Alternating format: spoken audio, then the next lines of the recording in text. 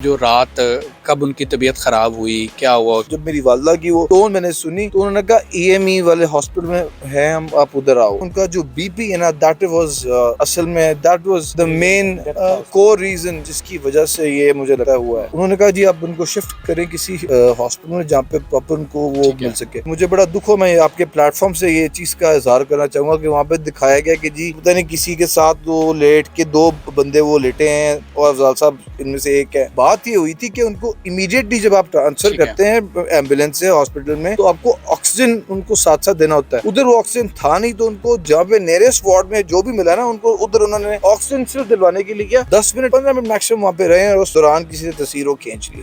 घटिया हरकत है, मैं तो कंडेम करता हूँ ऐसी चीज को। किसी की भी आप तस्वीर ना लें सर। उन्होंने हमसे फिर वो लिखवा भी दिया कि that hospital will not be liable if anything happens. So then they went for the last resort के वो जो आप वो इलेक्ट्रिक्यूट करके उसको शॉक्स दे के आप इलेक्ट्रिक उसको करते के वो रिवाइव हो अगले के सांस भी है जिंदगी भी। तो even those shocks did not.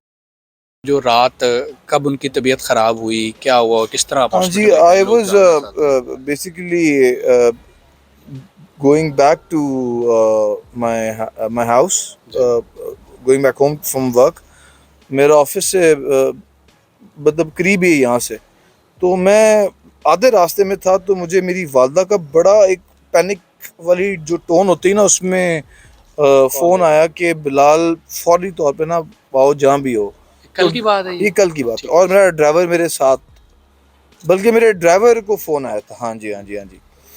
तो मेरे ड्राइवर को फ़ोन आया और मेरे ड्राइवर ने कहा बिलाल साहब बीबी जी दा फ़ोन है। मैंने अम्मी को फिर जब मेरी वालदा की वो टोन मैंने सुनी तो उन्होंने कहा EME वाले हॉस्पिटल में है हम, आप उधर आओ, क्योंकि क्लोजेस्ट यही पड़ता है और वहाँ पे डिसेंट ट्रीटमेंट है, साफ़ सुथरा।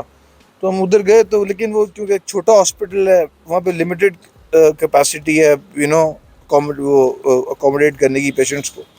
तो उधर मैं पहुँचा हूँ तो उस टाइम तक अफजाल साहब के सैचुरेशन काफ़ी हुई थी लंग्स की, ऑक्सीजन लेवल की जो होता है उनका, और साथ में उनका जो BP है ना दैट वाज असल में that was the main core reason जिसकी वजह से ये मुझे लगता हुआ है। इन्फेक्शन भी अंदर पहले भी इसी वजह से वो एडमिट रह चुके हैं कुछ 4 माह पहले समथिंग, तो वो भी ये रीज़न बना। बट सिंस क्योंकि वो ऑलरेडी पैरालाइज्ड एक वो बॉडी थी तो आपको पता है वो इम्यून सिस्टम आपका उस तरह से वो रिएक्ट या वो एक्टिव नहीं होता या पोटेंट नहीं होता जो एक आम नॉर्मल फंक्शनिंग बॉडी का होता है। तो वो फिर जब हमने उनको वहाँ पे डॉक्टर्स ने सारा एग्जामिन किया, सिचुएशन वाज गेटिंग वर्स। सो उनके जो वाइटल्स सारे बता रहे थे तो दे वर गोइंग अगेंस्ट। तो उन्होंने कहा जी आप उनको शिफ्ट करें किसी हॉस्पिटल में जहाँ पे प्रॉपर उनको वो मिल सके। तो देन वी कंसल्टेड आर फुप्पो, जो मेरी फुप्पो जो मेरे ज़ाद साहब की हमशीरा हैं। तो क्योंकि मैं अगर ऑनेस्टली इन ऑल ऑनेस्टी बताऊं तो मेरी दादी तो 100 साल से उनकी ज़्यादा उम्र हो गई है, अल्लाह उनका साया सुनाने। लेकिन जिस तरह माँ अपने बच्चे को पालती है ना उस तरह बच्चे को अफजाल साहब को उनकी बहन मेरी फुप्पो ने उसी तरह पाला है, मैंने जो देखा है। और मैं हक की बात करता हूँ और उनको आपको पता है अफजाल साहब को ये तो जानते ही हैं बरखुरदार के वो he is not any easy nut to he's a very tough nut to crack. तो वो जिस तरह से उन्होंने उनको करती आई हैं तो फुप्पो से हमने कंसल्ट किया, उन्होंने कहा कि आप वहाँ पे लेके जाए। हमारे जानने वाले थे जनरल हॉस्पिटल में जहाँ पे वी थॉट कि he would be well looked after. तो हम उधर उनको ले गए, एम्बुलेंस आगे थी वो अरेंज करे, डॉक्टर है स्पेशल रखा था कि वो मॉनिटर करता रहे। एक गाड़ी मेरी पीछे थी क्योंकि मैं तो नहीं एम्बुलेंस में आ सकता था, 2 साथ अटेंडेंट्स गए हैं। ठीक है।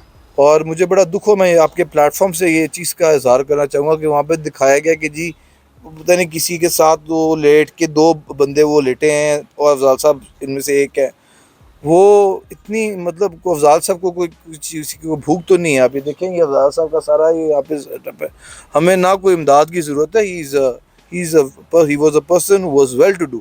बिल्कुल ठीक। तो वो बात ये हुई थी कि उनको इमीडिएटली जब आप ट्रांसफ़र करते हैं एम्बुलेंस से हॉस्पिटल में तो आपको ऑक्सीजन उनको साथ साथ देना होता है। उधर वो ऑक्सीजन था नहीं, तो उनको जहाँ पे नियरेस्ट वार्ड में जो भी मिला ना उनको उधर उन्होंने ऑक्सीजन सिर्फ दिलवाने के लिए किया, till the time we could get are ठीक है। जो प्रोटोकॉल पेशेंट वाला रूम वेकेट करने में हमें लगा। ठीक है। फिर 10 मिनट 15 मिनट मैक्सिमम वहाँ पे रहे और उस दौरान किसी ने तस्वीरों खींच ली। और घटिया हरकत है, मैं तो कंडेम करता हूँ ऐसी चीज़ को। किसी की भी आप तस्वीर ना लें सर, मतलब इस सिचुएशन के अंदर it could cause a lot of pain to the people who are attached to that particular individual. मैं generalized एक बात कर रहा हूँ। तो वो फिर खैर हम फिर उनके साथ डॉक्टर्स वहाँ पे आ गए, उनको देखते रहे। एक टाइम आया कि वो बिल्कुल स्टोन कोल्ड हो गए और ब्लू हो गए, तो फिर चीज़ें बड़ी ख़राब। हमने कहा वो उन्होंने हमसे फिर वो लिखवा भी दिया कि that hospital will not be liable if anything happens. तो we had then we again took consultation from our फुप्पो मेरी जो उनकी हमशीरा हैं, तो उनसे उन्होंने जब कहा कि हाँ जी इसको कर दें, फिर हमने मेरी वालदा ने उसको साइन किया और थोड़ी देर बाद हमने समझे कि मौजा हुआ, एकदम ही ठीक हो गया। मैं आया हूँ, मैं घर चेंज करने के लिए गया, मैंने कहा मैं अब थोड़ा सुबह आ जाऊँगा, तो बेहतर हो रही है तबीयत, क्योंकि लास्ट टाइम इस तरह ही हुआ था तो हो गई थी। आया हूँ तो एकदम मुझे देख के खुश, बागंडी मेरा उनको बड़ा पसंद था colour, so I was wearing a burgundy sweater, so he always like that colour. तो वो इस तरह देख रहे कह रहे यूं यूं करके इशारा, और एनक का भी वो कह रहे ही वाज पॉइंटिंग आउट कि मुझे ग्लासेस दो ताकि मैं देखूं क्या हो रहा है, क्योंकि पैरालिसिस की वजह से वो एक उनकी कैटरैक्ट भी हुआ था, तो उनकी वो ग्लासेस रह गई थी, क्योंकि जल्दी में हम निकले थे तो वो उधर रह गई। तो वो फिर जब वो सारा डॉक्टर ने वो देखते रहे, तो कुछ 4 बजे के टाइम मैच में तो घर चला गया। मेरी वालदा वहाँ पे थी और साथ ये रिजवान और एक और अटेंडेंट था। तो उन्होंने देखा तो उन्होंने बताया कि बिल्कुल ब्लू हो गई, वही पहले की तरह। पहले तो एकदम ठीक हो गया था जब वो, फिर मैं चला गया, मैंने कहा ठीक है वो फाइन, ब्लड प्रेशर भी थोड़ा सा बढ़ गया था।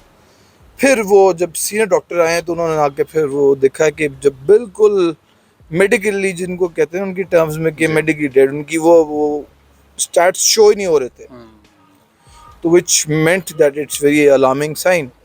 सो then they went for the last resort के वो जो आप ट्राई करते हैं इलेक्ट्रिक्यूट करके उसको शॉक्स दे के आप इलेक्ट्रिक उसको करते कि वो रिवाइव हो अगले के सांस भी या जिंदगी भी। तो even though shocks did not work. लेकिन वो इतनी बीमारी में भी, इतनी ख़राब हालत में भी कॉन्शियस थे जब आप गए, उनकी आपके साथ इंटरेक्शन हुई? जी बिल्कुल, वो बस थोड़ा सा परेशान थे, लेकिन मैं प्यार को ऐसी बात करता तो स्माइल करते। ठीक है। तो ये एक आम बंदे के तो बस का रोग ही नहीं है सर, ये बंदा वैसे दिल छोड़ जाता है। नहीं, वो तो उनकी बीमारी जितनी प्रोलॉन्ग की, इसके बावजूद वो बहुत हिम्मत है। वो कहते हैं ना, ही wore his heart on his sleeve. Ji ji ji. He was that kind of a person. तो वो ऐसी वो कहीं सुना था एक मैंने जगह पे, वो कहते हैं मामा कट ही इस तरह दे पोते जमदे हैं। जी जी एग्जैक्टली, बिल्कुल एग्जैक्टली। तो शेर आदमी थे जी, जो चीज़ ठानी करके दिखाई, और बहुत से लोगों की ज़िंदगियां बनाई हैं सर। बेशक बनाने वाली अल्लाह की ज़ात है, लेकिन अल्लाह ने वसीले भी छोड़े होते हैं। बहुत गरीब परवर थे हम यहाँ पर आए, बहुत सारे लोग हैं जो उन्होंने अपने साथ अटैच रखे हुए थे और उनकी सारी जिम्मेदारियाँ और सारी चीज़ों को लेकर चल रहे थे। बहुत बड़ी बात है।